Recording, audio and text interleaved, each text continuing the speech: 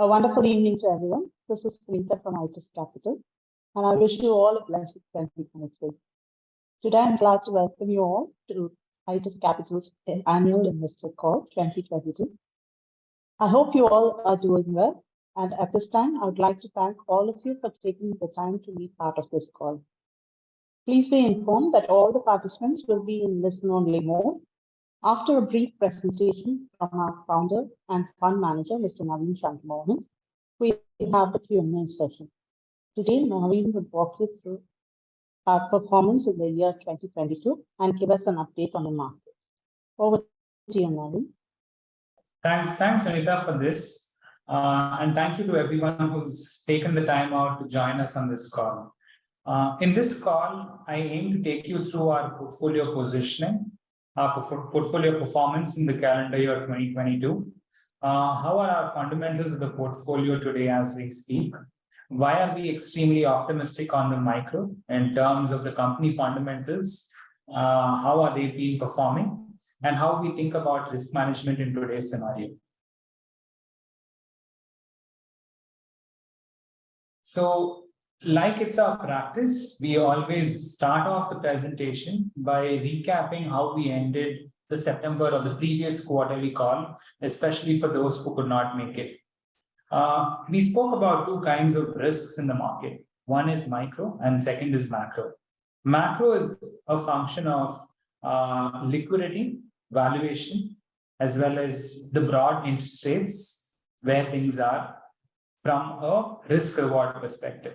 Micro is always a function of the position of the company, the balance sheet, the cash flows, and which is very, very specific to the competitive intensity in which the company is operating.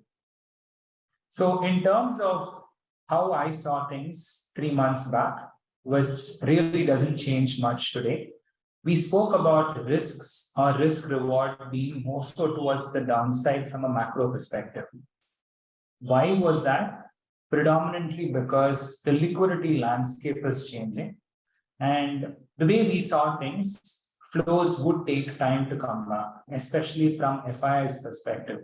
Most of the FII portfolios are hurting, be it in terms of where it is domiciled in US or Europe.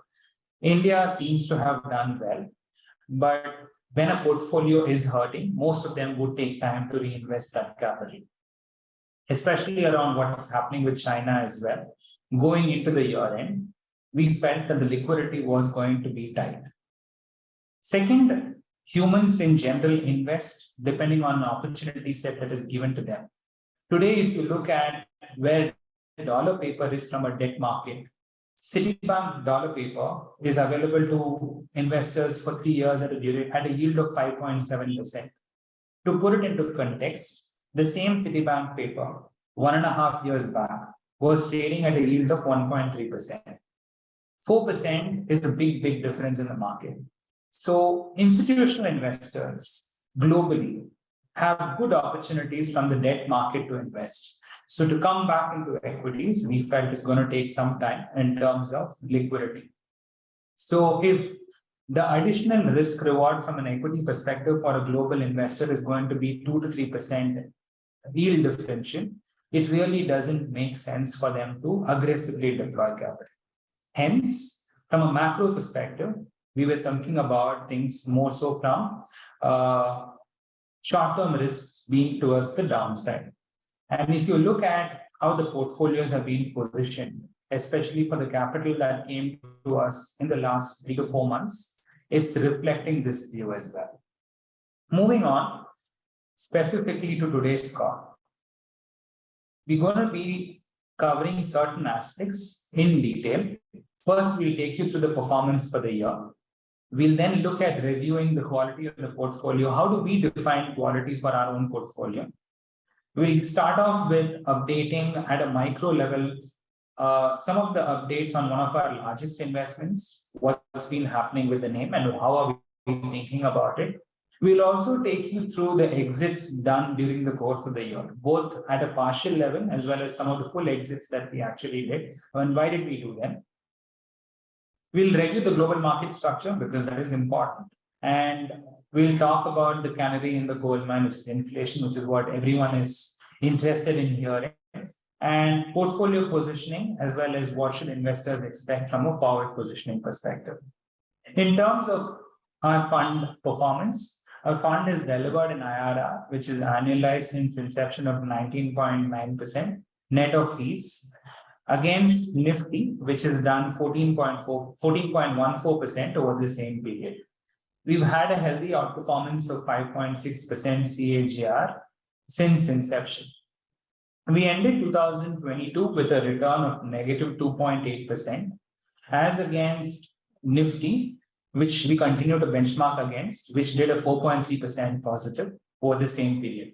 So as you can see, over the 6 years that we've operated, this is the second year of underperformance. The first year happened in 2018, and this is the second year of underperformance against Nifty. So we would like to briefly touch upon that as well during the course of this presentation. So 1 CR invested in the portfolio since inception would roughly be worth 2.96 as of deck end. The same thing done on Nifty would be roughly worth 2.2 CR, and which is the yield differential of 5.5% that 5.7% that I spoke about in terms of our outperformance since inception. So if you break down the quality of these returns, especially done on a quarterly basis. So what we've done here is to break down the fund returns during up markets. An up market is defined as any quarter since inception of the fund where the Nifty has delivered a positive return. Similarly, a down market is defined as any quarter where Nifty has delivered a negative return. So what's this table giving you? If I was to put it in the form of a simple summary, our fund has outperformed 50% of the time during up markets, and our fund is outperformed 75% of the time during down markets. It's important to realize this, though we are not investing in line with benchmarks. And I wanted to highlight this because if you take a benchmark like Nifty today, we have almost 43% invested in financials in Nifty. The same thing, if you translate it into our own fund, we have less than 11% invested in financials.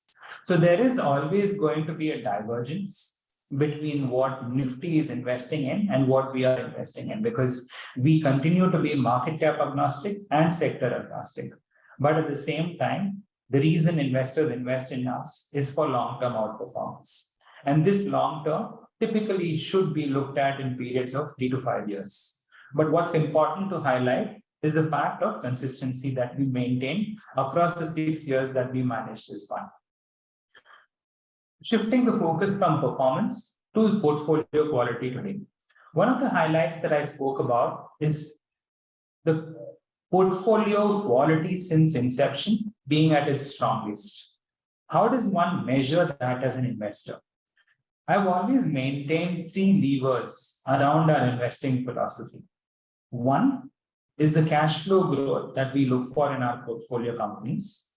2, the return on invested capital that we look for in terms of incrementally how is our management reinvesting those cash flows.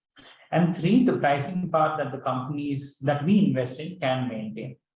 So if you look across our portfolio qualities, across these metrics, both in terms of the short term, which is the last 1 year, as well as the medium to long term, which is more like 3 years and 5 years, our portfolios have been expanding not just in terms of gross margin, which basically gives the investor what is actually happening as inflationary trends do set in terms of the market. Can the portfolio companies raise prices and still maintain market share? And second, return on incremental is the capital being deployed in an efficient way. So if you look at it, the ROC of our portfolio is almost 28% as we speak. So if you combine these 3 levers, where gross margins expand, return on capital expands, and the cash flow growth being at 23%, net, this is what should translate into shareholder IRR over 3 to 5 years. So the outperformance that you see is a function of these 3. And that's how we internally benchmark ourselves in terms of what our portfolio quality is. Second aspect of portfolio quality is at a micro level across each of our companies, what is the revenue and what is the PAT growth. While PAT itself is not a great indicator of the portfolio, and which is what we internally tell our investors to start looking at cash flows and even look at it. This is the understand how is it happening, and so basically the September 23 quarter that's gone by. While our portfolio growth has been healthy, what we have done and broken down here is taken the portfolio into the 6 broad themes that we are invested in today, which is B2B manufacturing, domestic pharma, consumer discretionary brands, IT bar tech, wherever the exposure is, financials, split it into lending as well as non-lending, lending being banks, because we don't have any NBFC exposure on the books, and non-lending being companies like life insurers, exchanges, or any B2B financial market participants, and broken down each of the subsegments of our portfolio and how they are performing. Obviously, there is a lot of base effect in these numbers. So if you look at consumer discretionary, while it is coming out of a low base, the numbers looks extremely high. So one needs to normalize this over longer periods of time. But this again goes back to show where is the growth coming from. And here again, we're not talking about valuations. We're just talking about the portfolio quality today. And when we see the portfolio quality is in good shape, what do we actually mean? Drilling down into the subsections of the portfolio, we wanted to spend some time to talk about some of the micro aspects of the portfolio. So Sumitomo Chemicals has been in our portfolio for a good part of 1.5, more like 2.5 years, and we continue to add risk in this name, even in the new portfolios. And we wanted to cover this because in this call, because this is one of the largest exposures in our portfolio across clients, and also there were headline news in terms of regulatory filings, and that asked many of our investors back to our view on the company. So I thought it will be a good forum for us to speak about this. So what's the background? At a very high level, they have a very unique product portfolio with the R&D benefit coming from the parent, which is Sumitomo distribution, 20,000 distributors on the ground in India, as a result of which what you dealt with over the last 10 years is a debt-free balance of consistent revenue growth of north of 15%. There was a circular from the government which spoke about glyphosate, which is one of their sites, talking about glyphosate is predominantly for removing the weeds in the farms, and there is no substitute for glyphosate today because from an efficiency as well as a pricing perspective, it's one of the best. And the government had adopted the stance of saying that the sale of glyphosates should be done only through PCOs. PCOs are pest control operators rather than directly sell to distributors and the farmers. Has there been a precedent or something like this? If you rewind back 2 years, Sri Lanka went through something very, very similar, where they banned the use of glyphosate and moved into organic. Unfortunately, the price that is resultant of a move to organic results in huge food inflation. And that resulted in a huge uproar and the country actually spiraling into a big debt cycle. The government has reversed the stance of this. And interestingly, not just in Sri Lanka, but globally, Monsanto Bayer is one of the largest companies which manufactures and sells glyphosates. There has not been a single case that's gone to court and won, linking glyphosate and any kind of side effects in the form of cancer that glyphosate causes. So while this is not a ban, the market interpreted it as a ban. So what we think when we speak to distributors on the ground, when we spoke to some of the regulators on the ground, as well as the company, this may have some kind of a temporary 3 to 6 month headwind to sales of glyphosates. But this should not hurt the company because the company is already working on educating the CEOs in order to sell glyphosate into them. So we've been using this as an opportunity to add to our risk. Secondly, while the growth of Sumitomo, especially in the last 2 years, which has been north of 24%, has been robust, this gave us an opportunity from a valuation perspective to actually add risk. What do we mean by this, and how do I express this in the form of this chart?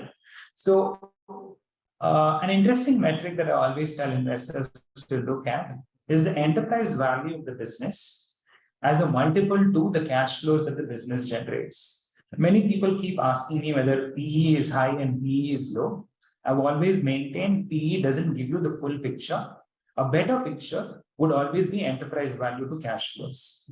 And here again, for the first time, while Sumitomo has done almost 28% IRR for us since inception, it continues to be our largest exposure. We are getting an opportunity again to add Sumitomo, at least when we did, pretty much almost close to COVID-like valuations. So A, the company is fundamentally strong. B, our view continues to be the circular is misinterpreted. This is not a ban. And globally, there has not been any precedent for a ban because countries cannot ban this drug because there's no substitute. And third, there is significant valuation comfort for us in order to upsize this when we did. So when the business fell by a market cap of almost 12 to 14%, we used that opportunity to add this risk, especially for new clients. Now, going back into a recap of the year and what we did during the course of the year, there were 3 businesses that we completely exited, as well as one where we took out partial money because the portfolio did well, or the portfolio investment did well. We'll fully cover the 3 businesses that we completely exited. First was Infosys. The exit was done in 2 tranches, and it was done across all clients. From a background perspective, we started first buying Infosys back in 2017. While that memory seems to be distant, this was the time where there was an issue with the CEO and there were issues around the board. And there was a great opportunity for us to start building exposure into Infosys. We continue to add that exposure into COVID. Now, we were getting what was the rationale for us to buy into this and build exposure into Infosys? The largest tech services company in India at a potential base IRR of 18% is what we were looking at. Even at a conservative growth rate of 10%, it didn't look like we would lose money where we bought. During our holding, during the period in which we actually held the business top line grew by almost 18.2%, which pretty much for an IT services company translates into cash flow growth. The IRR investment that we realized on our exit was 31.2%. The exit was purely on the basis of risk reward in terms of where we saw future growth versus the baseline IRR that we expected on the investment. What does that mean to us? When we bought the company, even at a downside of 10% growth, it didn't look like we would lose money. Today's valuations, where we see future growth, it does look like there could be more downside. But more importantly, even at a base case growth rate, it doesn't look like we can look at more than a single digit or a double digit IRR at best. So there is always a need for saying, why do we need to hold on to businesses at a 10 to 11% IRR? Because that's not the objective of this fund. Hence, we had exited half the position somewhere around Jan 2022 and the remaining half during the middle of the last 2-3 months. Second business that we completely exited was a small cap company called Fine Organics. Background of this company, the company was manufacturing specialty chemicals, which is predominantly used by B2B businesses across food additives, plastics, textiles, rubber, and pharma. And they had carved out a unique niche for themselves, especially in the green additive space. As companies move towards oleochemicals from synthetics, the very few companies in India have the ability to manufacture green oleochemical based additives, and Fine Organics being one of the few, basically along with the clean balance sheet, after our multiple interactions with the promoter, because the promoters are very reticent, they do not talk much. That's when we decided to start looking and evaluating the company. Why did we decide to buy it? Obviously, the promoter owns majority stake in this company, 75% ownership. They had come out with an IPO back in 2018 to 19, and post that, it was around COVID, is when they went into a capex. So obviously, they got punished predominantly because there was uncertainty and they were actually expanding. The interesting thing about such businesses is B2B businesses, by their very definition, are extremely sticky in nature. What does that mean? It takes time to actually build that relationship, but once you become an approved vendor, because you go through multiple quality checks and you're supplying to global companies, you tend to expand through their growth. As a result of which, if the balance sheet is managed well, you have very sticky and consistent return on capital employed. And along with the fact that they have just finished a capex, the capacity utilization could have expanded. And the rationale for us at that point was, at the valuations that we were getting, we were looking at a potential IRR of 24% on the base case. What was the outcome during our exit? During our holding period, which was roughly slightly over 1.5 years, the company grew its top line by almost 38%, which was unprecedented, which was much higher than what we had anticipated. And to that 38% top line, what we actually realized on the IRR was close to 69%. So obviously, why did that happen? That happened primarily because of A, execution, B, great return on capital, the margins expanded, and C, the PE is well re-rated. Purely on the basis of valuation, we've exited the business. Obviously, the company has fallen since the time we've exited, but that's besides the point. The point effectively is, when the IRR that we realize is way higher than what we think that the growth rate of at the future can be, we will obviously evaluate saying, does this necessitate us to continue with the exposure or not? We still believe that the company is a great business. The promoter is a technocrat and he continues to deploy capex.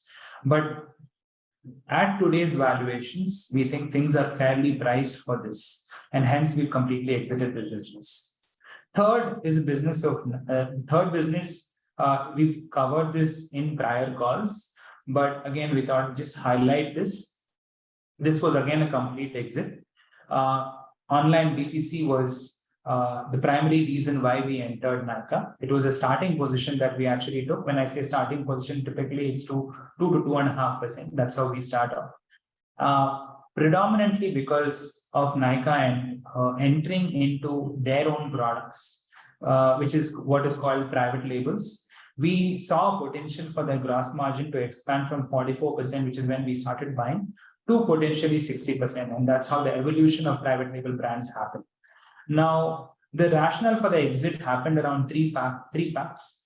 A, they did not focus on private labels, which is what they were going to focus on. In fact, most of their capital allocation went into fashion and salons, which are categories which are capital decelerative in nature rather than accretive in nature.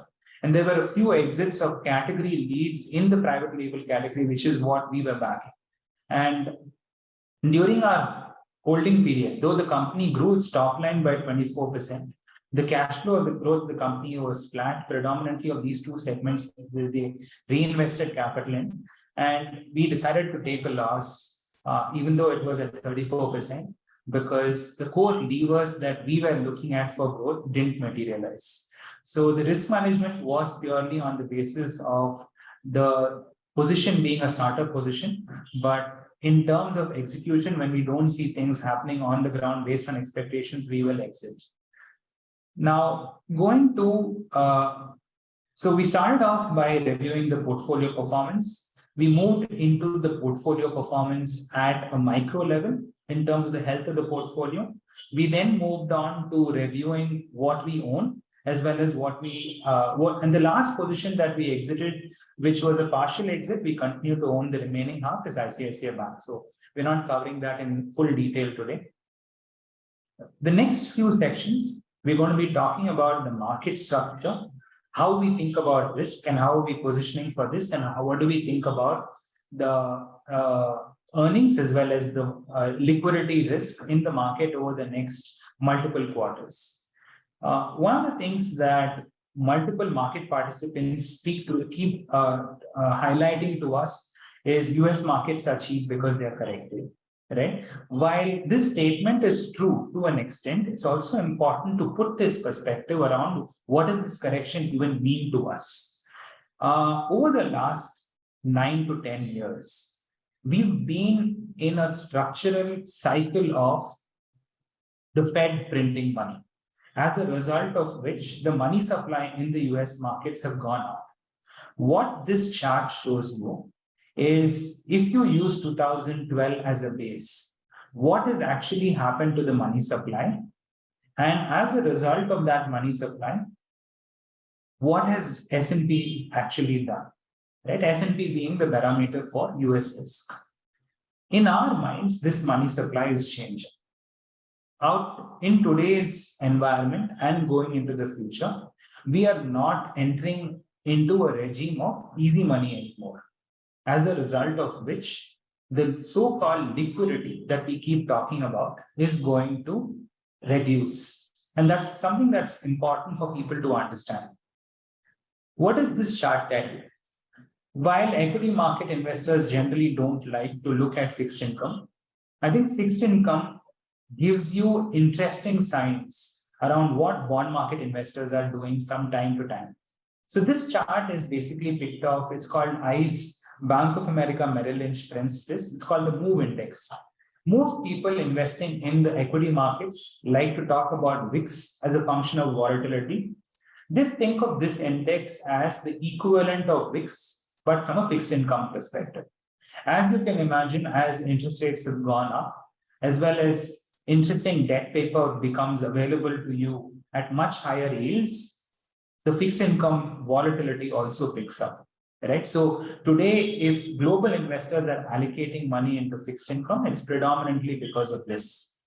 So it's important to understand there is a regime change in liquidity, as a result of which that's translated into the bond markets as well in a non-trivial way.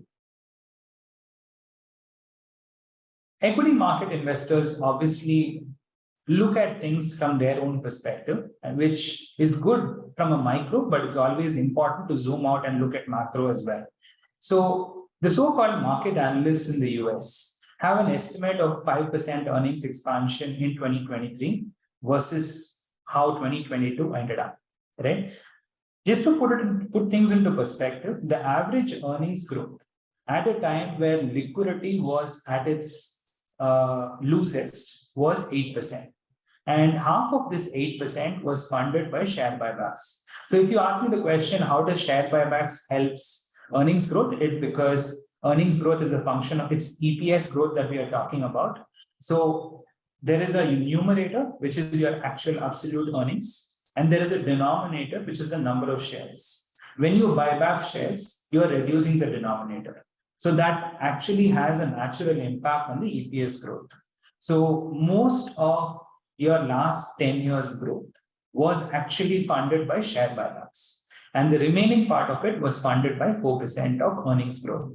And 2023 analysts in the US have a higher growth rate priced in, which is higher than what you've seen in the last 9 years. I'm not saying it is reasonable or it's unreasonable, but I just feel probabilistically it does feel a bit excessive versus what is actually happening from a global liquidity perspective. Obviously, I spoke about the elephant in the coal mine, which is inflation. It's very clear that most pundits in India have already reconciled to the fact that we are now cooling off. And the data also shows that on a month-on-month basis when you start looking at things. So yes, we are cooling off from an inflationary trend perspective, but it's also important to zoom out and study certain trends that is happening from a structural perspective. Now, offshoring of supply chain is a real trend that is going on. As many of you are aware, iPhone 14 production, a significant volume has actually come from India. It's actually come from this state that we very well sit in and Itus, just Tamil Nadu. We visited that plant and I understand at close quarters how that plant as well as the supply chain is operating. Now, currently, no matter what people say, the supply cost of producing an iPhone in India is still higher than in China.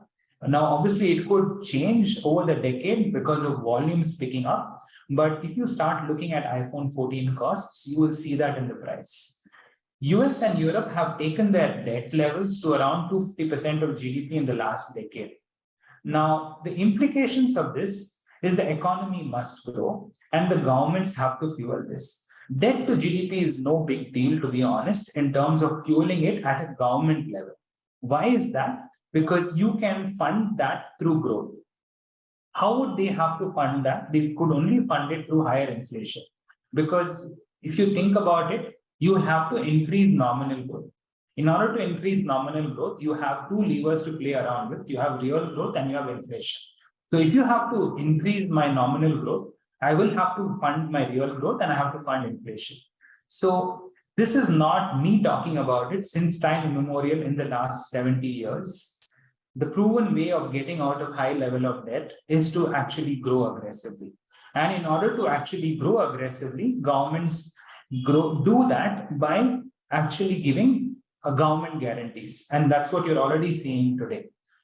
So it is our strong belief that the Western countries, because of the high level of debt to GDP, which in itself is not a cause of concern, will fund their future growth through capex additions. And this will continue to be inflationary in nature. So while you talk about short-term trends of transportation costs coming down and raw material prices coming down, which will cool off things on a month-on-month basis, structurally, if you zoom out over the next 3, 5, 7 years, you are entering into a regime of high inflation. What that means is you want to be owning businesses. So I spoke to you about B2B manufacturing, and I'll link this B2B manufacturing theme that we own around why this matters to us. So it's important to understand that while inflation per se is not bad, there are certain ramifications and second order effects of this, which people need to zoom out and realize. And this does not mean that interest rates will go up, and as a result of which we need to be cautious. All this means is the kind of companies that you invest matters a lot. So with this as the macro and global construct, how do we think about portfolio construction today? Like I spoke about, offshoring is a theme, whether we like it or not, is happening. Some part of that offshoring is coming into India, but a lot of the offshoring is actually happening through capacity addition in US and Europe. And what is the function of capacity addition in US and Europe is higher inflation. So B2B manufacturing is going to be a very, very significant aspect where also aligns with the thesis that today, if you look at our GDP per capita being at roughly at around $2,000 to $2,100 per capita, and if we believe that this is going to roughly $3,000 over the next 5 to 7 years, and study countries which have managed to do this, it has happened on the back of countries migrating from services to a manufacturing-based economy. And is the theme that we will continue to play. Okay? So we want to be picking up a history of capital allocation which is sound and which will benefit from this. We already own companies in this regard, and we continue to add to these exposures as and when we get volatility. Second, we spoke about consumer brands. We spoke to you about the last 1 year growth. Obviously, it looks a bit overinflated because in the previous year, the base was much low. So I would not want you to place too much of credence on the growth over the last 1 year. But this is a theme that will continue to, that we will invest in at Itus at the right valuations. Some of the companies that we bought, we stopped buying because from a valuation perspective, it is expensive. But as some of them have corrected, you would see us adding exposures into these names. Anecdotally, what we did here, what the team did here, was to pick up a recent quarterly call of a mall operator who we believe is one of the best in the country, which is Phoenix Malls.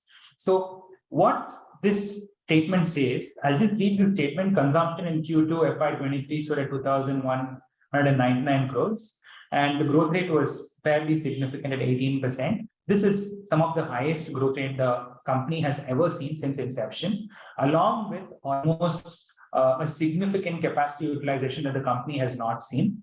So what we've taken is we've taken the malls and the geographies that Phoenix Malls is present in.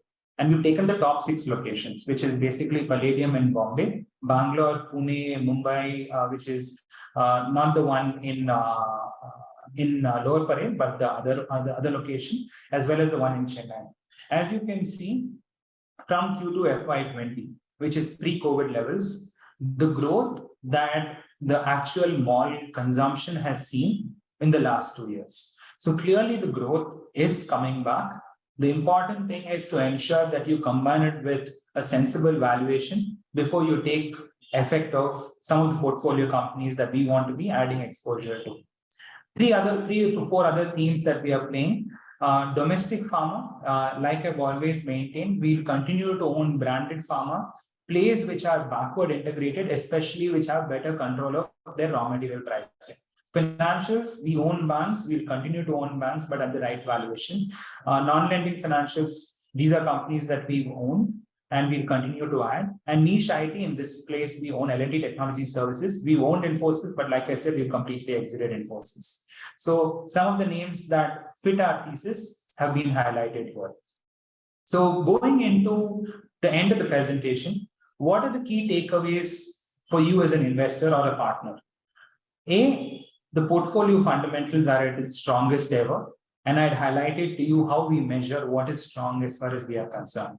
However, valuation and liquidity at a global level is not. I continue to maintain that risk reward is to the downside from a probabilistic perspective. If that materializes, we will be aggressive in deploying that capital. 2023, I continue to maintain should see volatility, and we'll want to use that to deploy capital into bottom-up opportunities. As a fund manager, we always like to hear predictions. So I thought we'll put together from the team certain non-consensus predictions of ours that we think one should look out for and one should not get surprised by when they see this year. We continue to maintain that large tech in the US. When I say large tech, I'm talking about the marquee names like Amazon, Apple, Netflix, Facebook, Tesla, Microsoft, continue to have more downside even from here. We will not be surprised in seeing the first oil deal getting transacted in RMB, which is renminbi in Chinese yuan. Why are we saying that? If anyone pays attention to close geopolitics, you will understand what Xi is actually doing with the Saudi Arabian king and where Russia is getting involved. We think that this could actually be the precursors for the first transaction of oil getting transacted in RMB. Does that mean, does it have global implications? The answer is yes, especially around how dollar is going to get perceived. And we continue to maintain that this decade should see dollar depreciate. And this is a theme that could result in beginning dollar depreciation. The last and the final non-consensus prediction, China equities to have a strong year from here, not because of global liquidity, because global investors have been hurt, but more so supported by domestic liquidity. So these are more like non-consensus predictions, may not impact what happened here, but something to keep an eye on. So with that, I would want to come to the conclusion of this presentation and open the floor for questions. We'll be happy to take any questions from both our investors and partners and look at answering as many as possible today. Thank you, Naveen, for the update. Participants at this point can type in your questions in the Q&A button. Identity of participants would be confidential, that is, questions are only visible to the panelists. Thank you. Naveen, I have a question here. So, do you see a black swan event kind of looming in the market from a macro perspective? See, I think at the end of the day, predicting this so-called macro is basically a fool's task. That's the honest truth. But end of the day, not having a view is operating with one eye closed, which we don't want to be doing. At any point of time, you need to take a call on whether risk is actually getting priced correctly or not. Fundamentally, I think micro is extremely strong, especially with the Indian portfolio companies and especially with some of the companies that we own in our portfolio. But valuations are fully priced in. So when you say macro, macro to me is a combination of liquidity, interest rates, and valuations. Valuations are reasonably priced. Liquidity in the market, I think, is going to get even tighter from here. And interest rates are going to normalize from here. So net, I think valuations need to reflect that. If we get that kind of derating in valuations, we'll become extremely aggressive on the other side. Do I see a black swan event? I don't think so. Because the fundamentals are strong to prevent any of that to happen. Got it, Naveen. So, Naveen, is it a good time to increase allocation to debt? So, we are not debt investors. So please treat what I say with a pinch of salt. We are equity investors, but at the same time, I'm basically taking a nuanced view of debt and equity out here, as investors always have a choice at any point of time. Today, like I said, globally, Citibank paper is trading at 5.6% on a dollar term basis. The last time we saw that was back in 2014 to 15. If you look at duration mutual funds in India, I think you can actually take a 3-year roll down paper and you get 4-year indexation benefit net of tax. I would not be surprised if you can make 7.1%, which is not bad at all. 1 year back, if you had spoken to me, that paper pre-tax return was at 4.6%, right? So things have changed significantly. So does it make sense to invest in debt? It really depends on the risk appetite of an investor, which I'm not able to comment at an individual investor's level. But at a macro level, will I be surprised if investors move to debt? I would not be surprised at all. That's what I'm saying. Got it, Naveen. Thanks for that. With the valuation in China being attractive, do you see FII's outflow from India? So if so, will it impact the valuations? So I think rather than giving concrete yes or no answers, let me give a framework to the participant who asked this question around how you would think about it. End of the day, an FII is a human being as well, like you and me. Think about how the psyche of an investor evolves in investing. When you make an investment into a certain portfolio region, and if that portfolio is down significantly, very few people, they want to add into their portfolio. People like to add into those portfolios which are doing well. That's how humans behave. While they should try and do the reverse, they don't do it. That's the fact. So FIIs have been hurt in China for a good part of 7 years. And 7 years is not small by any means.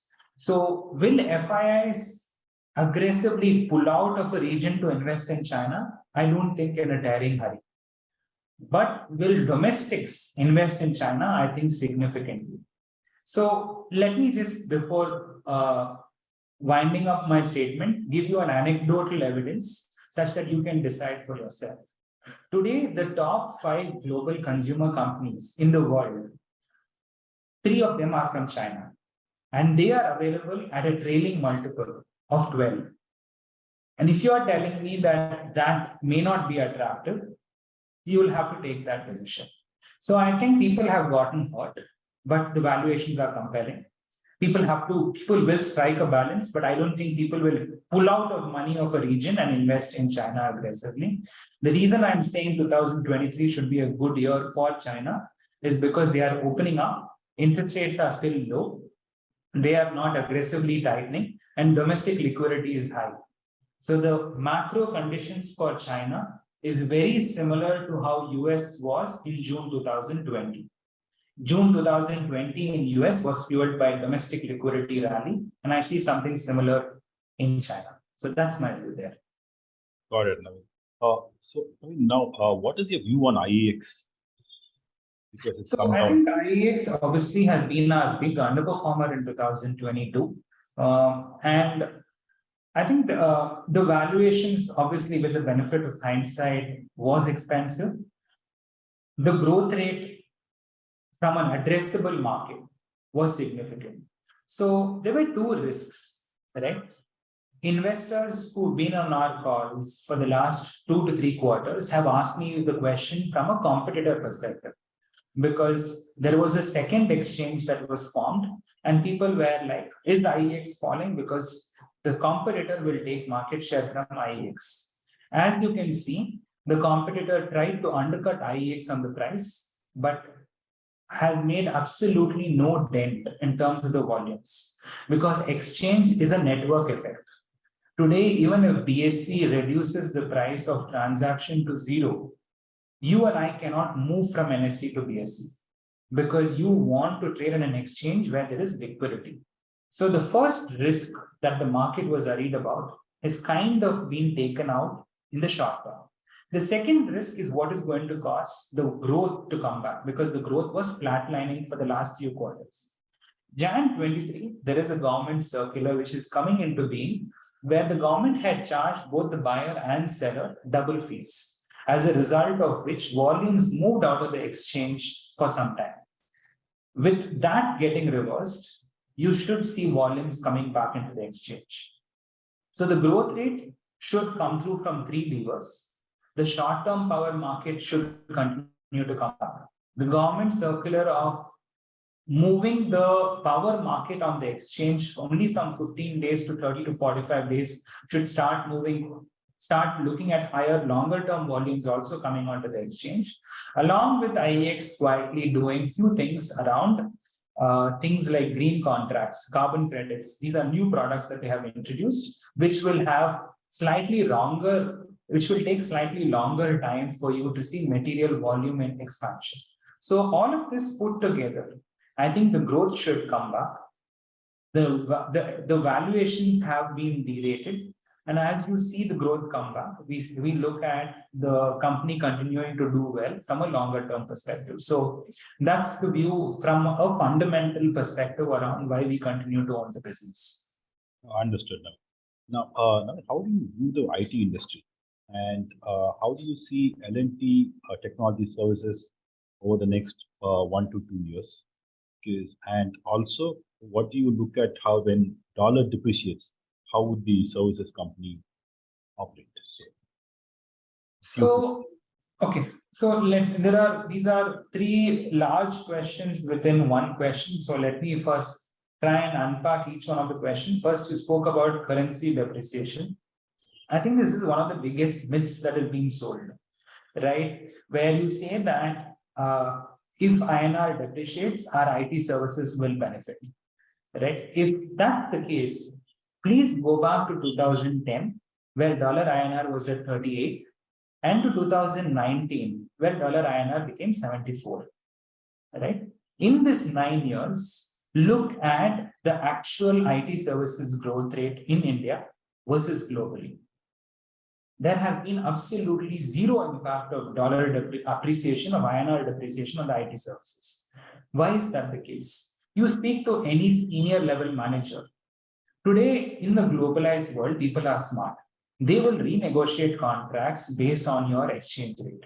So if you believe that you are going to get huge tailwinds in the long term because of INR depreciation, I don't buy that argument. And data also tells you that. Yeah, from a quarter to quarter perspective, yes, you might do it. But when you zoom out, it doesn't matter, right? Because people are smarter than that. So I would want people to not look at investing in businesses depending on whether the currency depreciates or appreciates, because it's a lost cost. Second thing, what is my view on IT services? Like I continue to maintain, I think there could be headwinds in the US. Today, Salesforce, in the last 20 years of it running the business, has never fired people. They've cut 8,000 people because of cost rationalization. So if a company is rationalizing cost and you're telling me they're not going to rationalize their vendors, I think odds are you're not reading the situation completely. So I personally believe that there are more headwinds than tailwinds. Irrespective of whether you look at TCS commentary that came out just a few days ago, which was fairly optimistic, obviously people like to give optimistic commentaries. End of the day, no one likes to say things are not great. People will try to protect their core asset, and that's going to happen. But from a risk reward perspective, I see more downside than upside. Now, with all of this, why do we own L&D Technology Services? So L&D Technology Services is not a typical cost arbitrage play, like many of the Indian IT services companies. This is niche engineering R&D services, which works across oil and gas, metals, EV, transportation, as well as things like mobility in aircrafts. This requires niche engineering services, and all of the 5 sectors that I spoke to you about is expanding.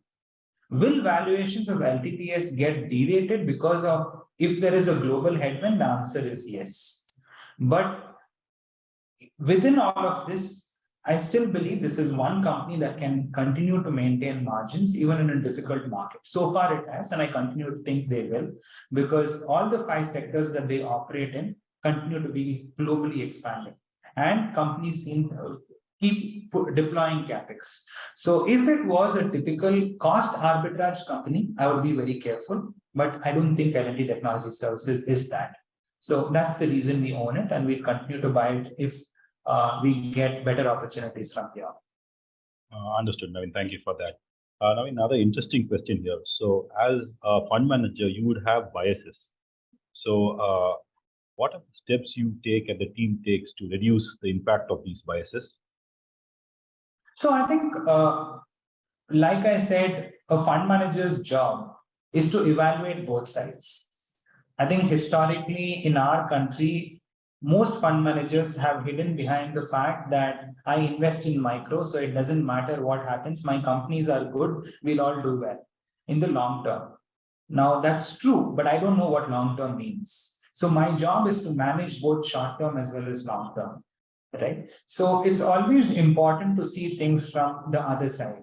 So even if you look at my team is not filled with CAs and MBAs. It's filled with people who actually have run businesses and who are analysts here. Their job is we question each other every day. All our theses are put in writing because that's how we hold ourselves accountable. 250% we have biases, but we try our best to steelman the other side to see where can we go wrong. When we basically talk about a certain position, we always look at playing the other side and seeing what could we have missed. And in spite of that, of course, we'll have biases, and that's there will always be a certain level of a fund manager's individuality in the portfolio. We look at we have a global advisory board constituted of Swapnil, Hari, and Ramki sitting out of Houston, Hong Kong, and Singapore. Why are they there? They are there because they are capital allocators in their jurisdictions. So getting color from them on the ground around what is happening has helped us immensely. So I think it's not about saying we are the best, we know everything. It's about saying, how do we talk to interesting people across both India and globally, meet people on the ground, keep questioning ourselves around what are we missing out and improving. As a result of which, it translates into our philosophy of not being buy and hold investors. Because that era, according to me, is over. In 95, in 2000, in 2005, the cost of capital, the access to capital was limited. So you could have been a buy and hold investor and made a lot of money. In today's market, I don't think it makes sense. So we certainly are not buy and hold investors. So those are the things that we constantly do to keep improvising ourselves. Thanks, Naveen, for that. Now, there's not one more question now. Over the next 2 to 3 quarters, how do you see the India story playing out? Not only in the capex, but also in the consumer space. So, like, do you see demand continuing to pick up? And how does this help our portfolio? See, I think 2 to 3 quarters is as short term as one can get, right? I mean, from next 2 quarters perspective, the visibility is fairly strong. Most of the companies that we've invested in have finished their capex, or even if they are doing their capex is predominantly from internal accruals. Why are they investing in CapEx? Because the demand side growth is extremely robust. So all of which will translate into headline growth and generate cash flows. One needs to realize that while the numbers are strong, the valuations are also reflecting that. So one needs to balance out what you see as growth, which is what we see as robust, with the valuations that you are given by the market. And I think both of them are reflecting the same picture, which is strong. So I'm basically saying if you are talking 2 to 3 quarters, which is very, very short term, it does look strong. But that doesn't mean that you load up the boat and invest, primarily because there are certain other risks that one needs to be mindful of. Understood, Naveen. Thank you. Now, can we have your view on the auto sector, four-wheelers and two-wheelers? So I think I've always maintained that there are certain sectors that we don't like, and there are certain sectors we do like. The OEMs, which is the typical auto sector, we've generally stayed away from. So if someone has been our investor since inception of the fund, you know that we've owned Maruti, but around 2019 we exited. Rest of the time, the only thing that we own is auto ancillaries. Why do we own auto ancillaries? Because today you talk about ICE. Earlier you used to talk about ICE growing. Then you said ICE is degrowing, EV is growing. Now tomorrow lithium ion will degrow and lithium phosphorus will grow because a new technology will come. All of this will affect the auto industry. But what it will not affect is the auto ancillaries, which are B2B manufacturing based, which will grow because of the larger industry. Today, for example, a company like Greaves Cotton, which has a three-wheeler experience, is entering into two-wheeler EV and manufacturing it because it's an assembly line. So what is the edge for someone like a Hero Electric or a TVS or JSW is entering two-wheeler auto? So I don't know who has the right to win in the two-wheeler space. But I do know that the component manufacturer is going to benefit. So I want to be buying those component manufacturers who have relationships, who's going to be benefiting because of the scale benefit that I'm talking about. So I will continue to stay away from autos, but I will continue to actively invest in auto ancillaries. Hope I've answered that question. Yes, Naveen. So Naveen, I have one last question. So which are the sectors you think would do well in 2023? Do well in 2023, like this year. I mean, I think like the sectors that we invest in are obviously the sectors that I think will do well. There is a reason for that, because these are sectors that lend itself to cleaner balance sheets, lend itself to sticky business, lend itself to good pricing power. B2B manufacturing, like I said, Sumitomo Chemicals is in the agri-chemical space, is the market leader there. The next competitor to Sumitomo Chemicals generates half the margins of Sumitomo Chemicals. So I continue to believe that over the next 3 years, the PAT of Sumitomo should double from here. Auto ancillaries is a space, like I spoke about, I'm optimistic on. Non-lending financials, plays like CAMS, IEX should do well. Consumer brands, be it in QSR, be it in hospitals, be it in footwear, should continue to do well. And we continue to actively scout for newer opportunities in these spaces. These are the spaces that we'll invest in as we speak. Thank you, Naveen, for the update. Over to you, sir. I once again thank you all for the patience on the call. The recording of this webinar will be sent out once it's made available. Wishing you all a great evening. Thank you. Thank you so much to everyone for patiently sitting through this.